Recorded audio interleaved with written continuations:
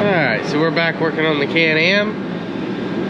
And so what we're going to do today is we'll pull the valves out of it. And we're going to check them.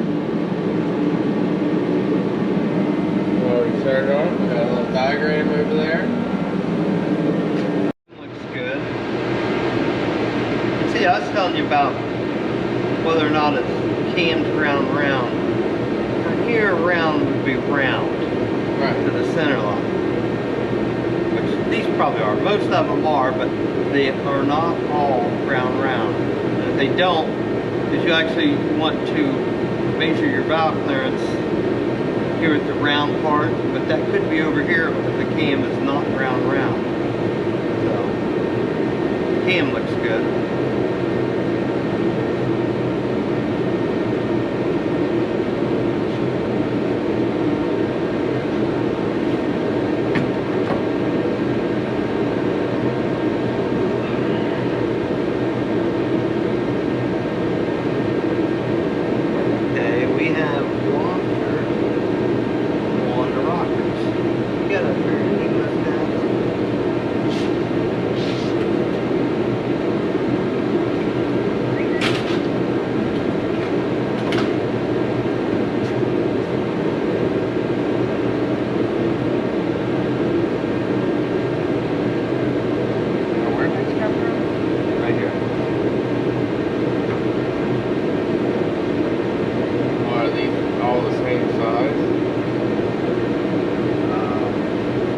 Now, the other thing you want to inspect good in these heads is the head is actually the bearing surface for the cam.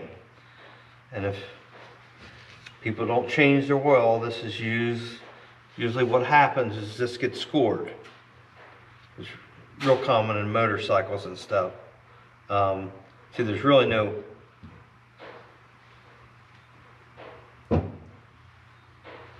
actually, this might have a sort of bearing insert pressed in there. It kind of looks like it, doesn't it? A lot of them just use the head for the bearing. Maybe. I don't know. Maybe here, but see out back here, you can see that it does just ride right in the head itself. So this is your bearing surface for your cam. So you want to look at that and make sure that you don't have any scoring. Here, which, I mean, it looks good. That looks good. So, need your valve spring compressor. Now, actually, I mean, what's handy is if you could make a bolt or have a spark plug and have something sticking out of it, then you can put this whole thing in the vise and work on it, but you don't have to. We'll see how it goes.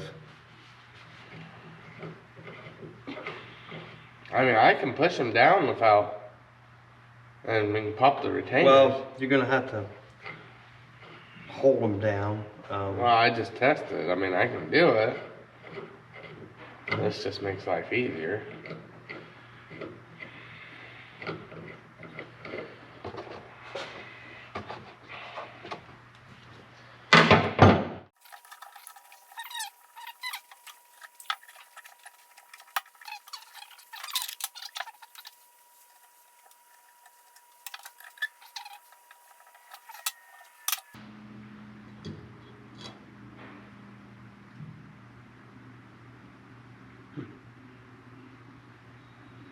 They're a little different shapes.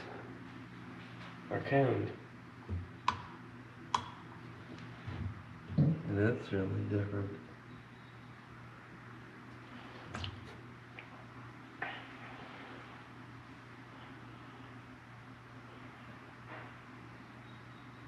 That don't look fair. That's cool. Now, what you want to, when you pull your valve out, before you pull your valve out, you want to bring it out to about where its travel is and see if you have any back and forth slop. And you're checking the clearance in the guide. See, that's good and tight. That's good.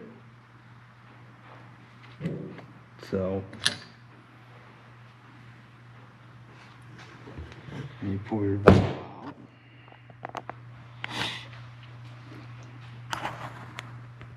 Give it a visual look. really needs cleaned up than you expect the farther.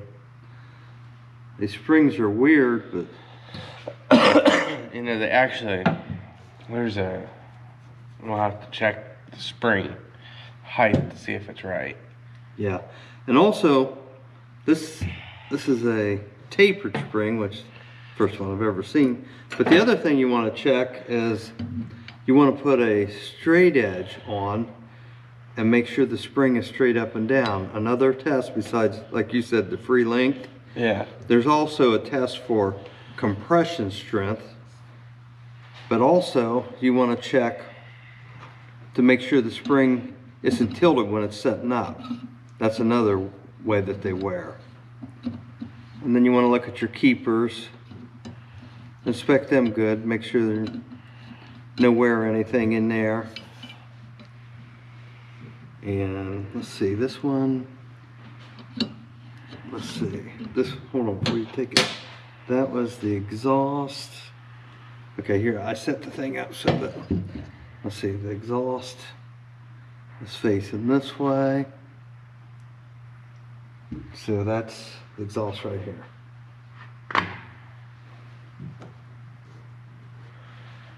Okay.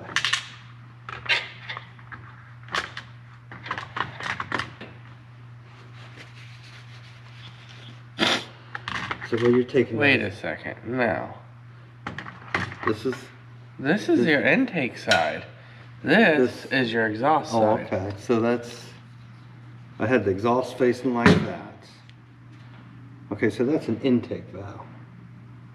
Intake over here.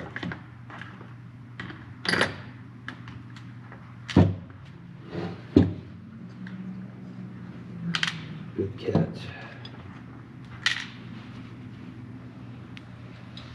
Okay.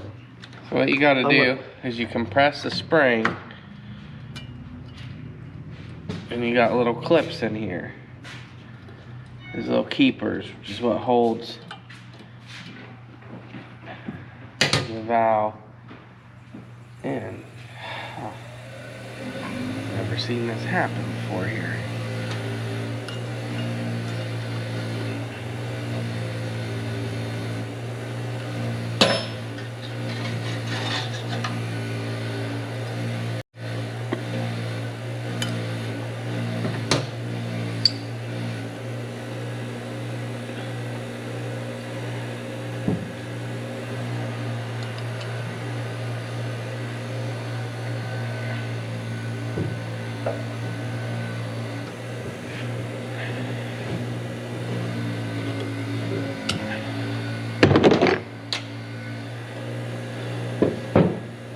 So what you do is pop it out.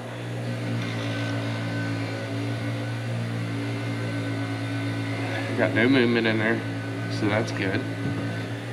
But these keepers have little grooves on them that hold in there. So the spring presses up against this part of the keeper and it holds it in there.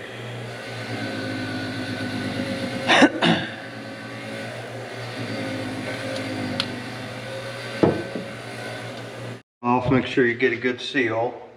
And also, carbon does have some weight. And the lighter your valve components, anything in your valve train, the lighter it is, the more performance you get.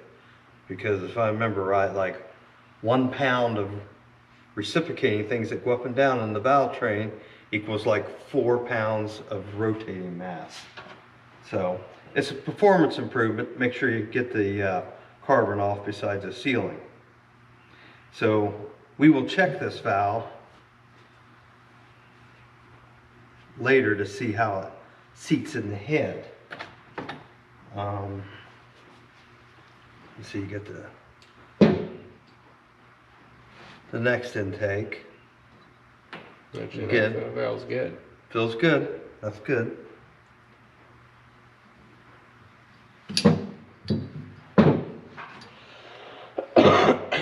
And when we clean the head up, we will decarbon the seats. And remember, we had one valve that just had slight leakage.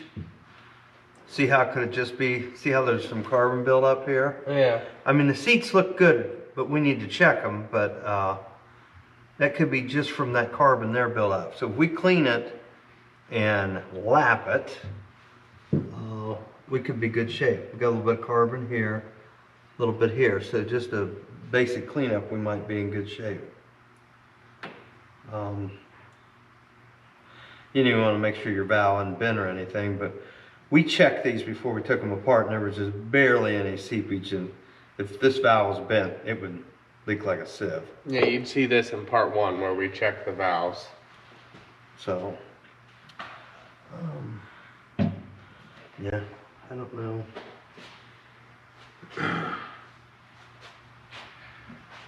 Let's see, this is I the know other there's intake. something in the book about this spring.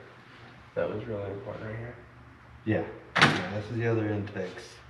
Okay, I'm going to clean this up while you pull the exhaust.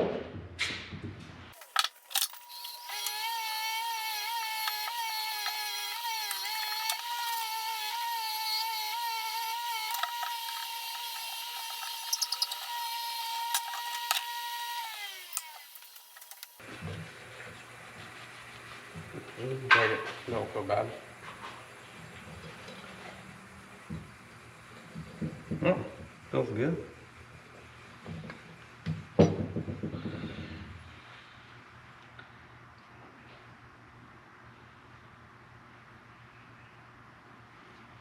Also, it has a lighter collar, so I mean, you can tell some things from this. You know that it's probably not been burning oil, or this would be darker.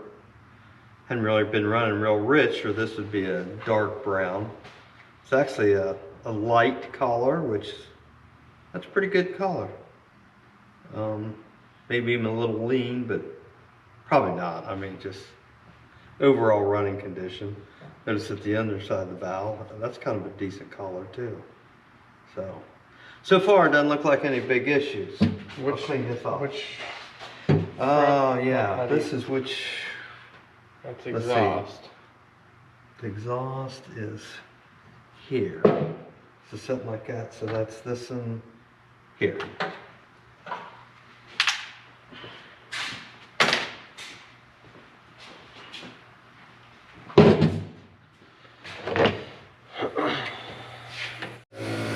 So this is a valve spring compressor. So what you want to do is you want to center it on your spring, and you want to make sure you're centered on your valve down here.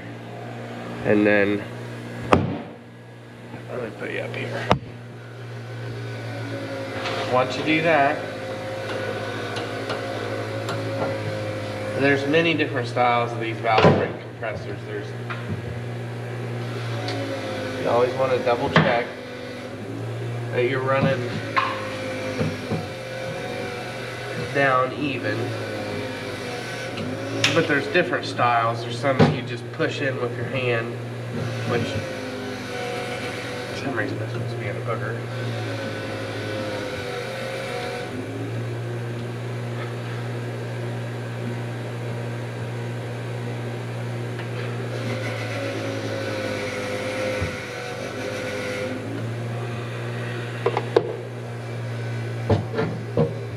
But yeah, some you can just push down with your hand and then pop the keepers out. But if you look, you can see, maybe, you can see the keepers in there. So all you gotta do is knock it out and just throw it on your towel like that. It wasn't what I was wanting to do, but that'll work too. Alright, so you got your keepers out.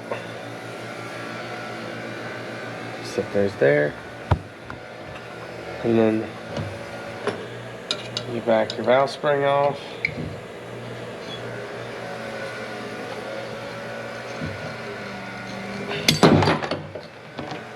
And slip off of it and let it fly.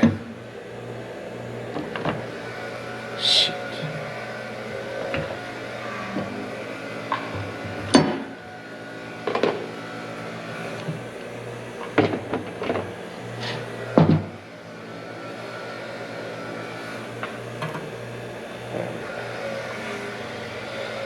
And then you just want to pop your valve out just a little bit. Come down here and hold it, and just see if you got any movement out around. And I don't.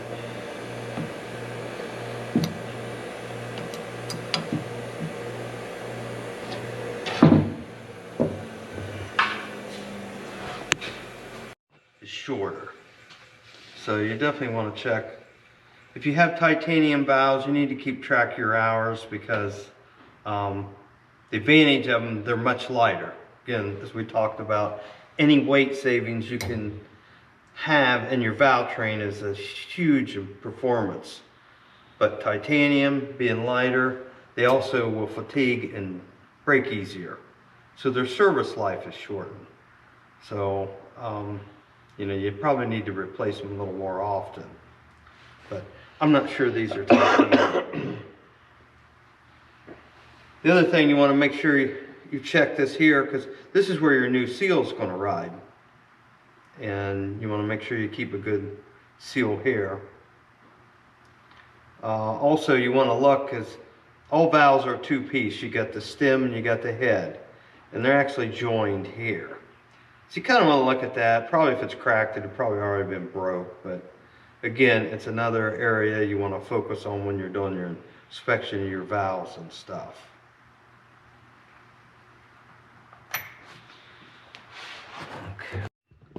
Be your video man.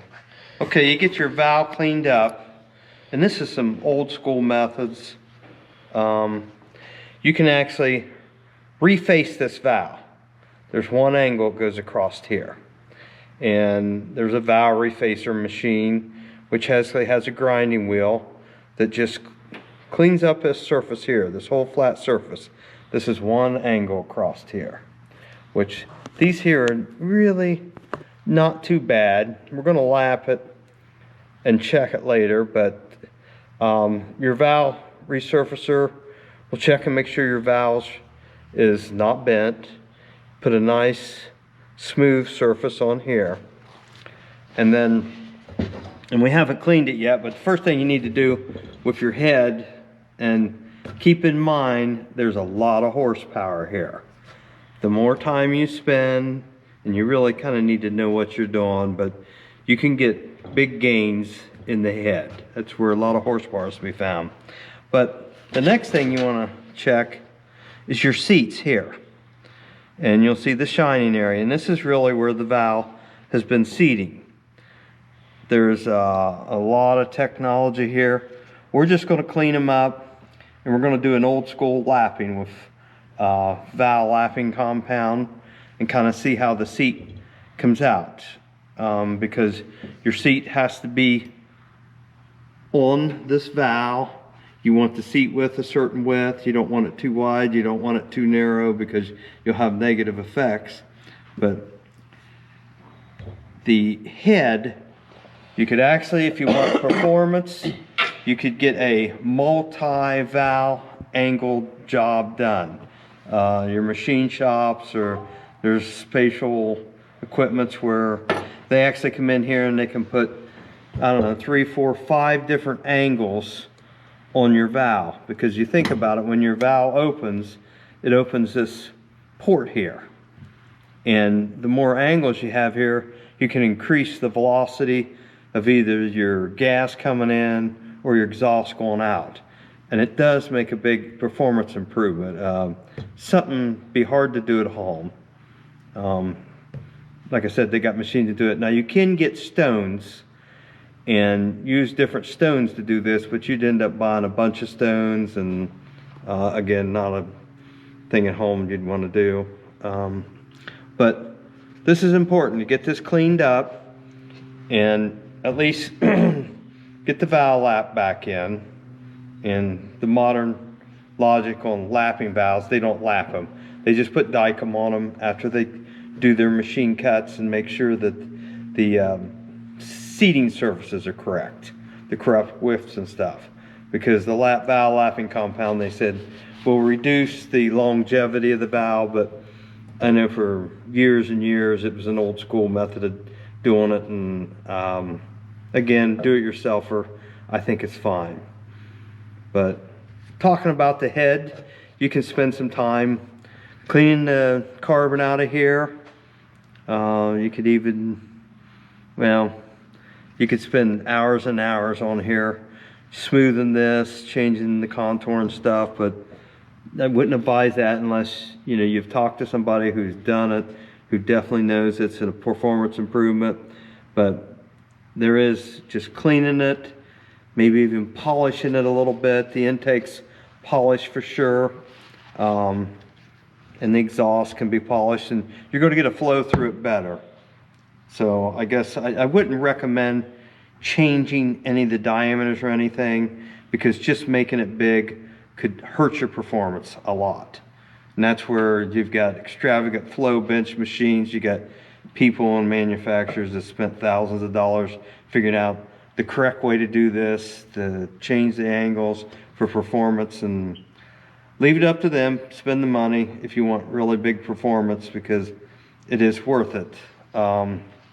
But just talking about the heads, some of the things you can do is like where you're, I don't know if we have the manifolds here. You can check. Yeah, they're back there. Back, the manifold? Yeah. For the... Well, like, you can actually, another performance, you can match this.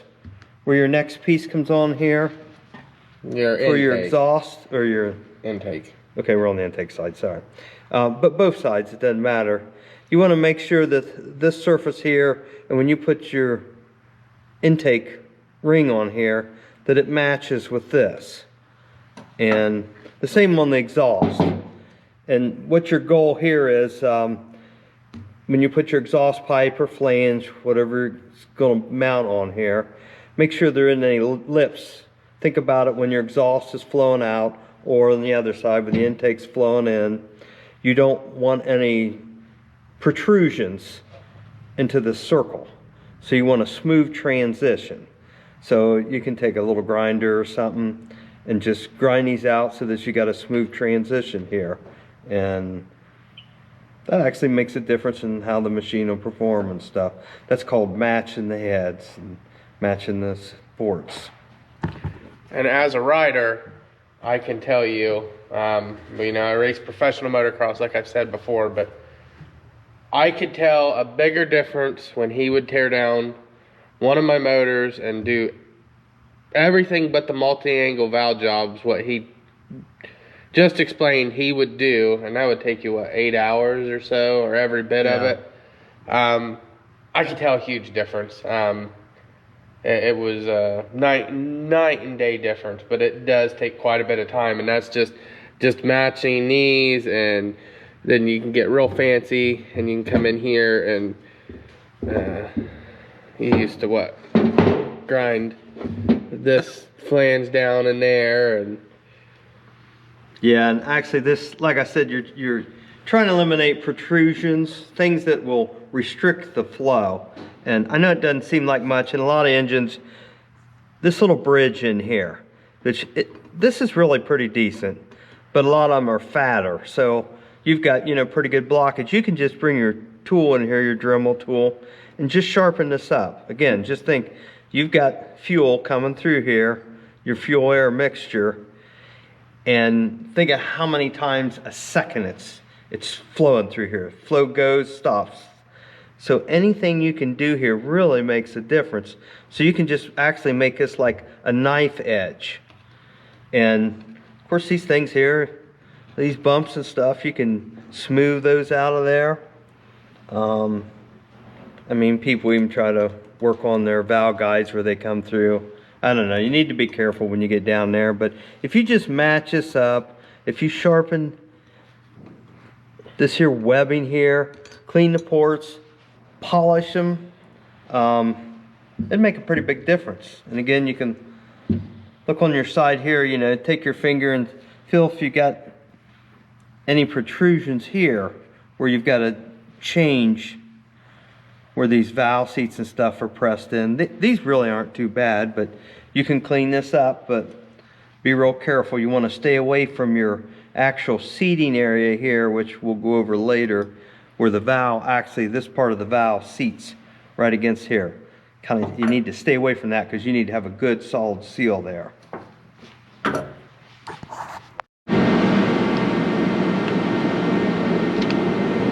usually just grab them with a pair of needle nose, can't you?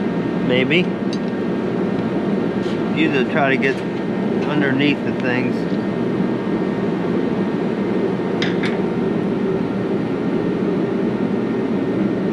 So you got to pull the metal that's pressed on there though. That's why if you can get under them,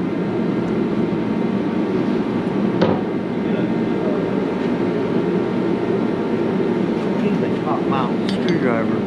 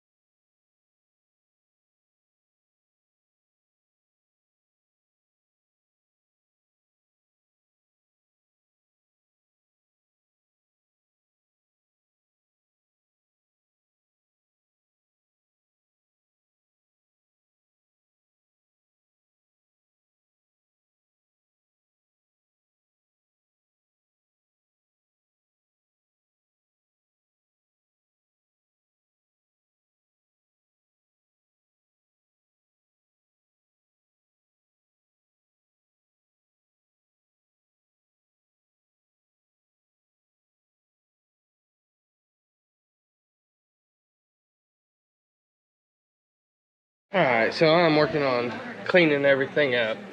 I didn't get any filming of this, but your gasket, best thing to do is use a little flat blade.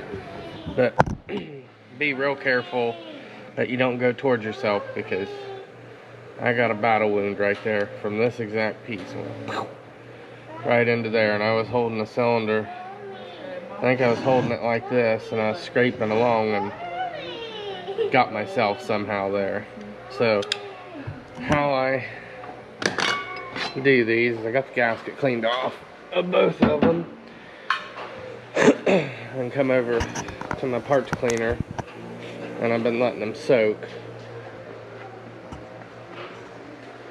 Just got them in here soaking, and I just use ordinary oven cleaner. And one thing with your cylinder, do not worry about if you get rusting in the bore of it. Actually, we're going to hone it out, but actually a little bit of rust is good because it helps seat the rings. So let's get these cleaned up.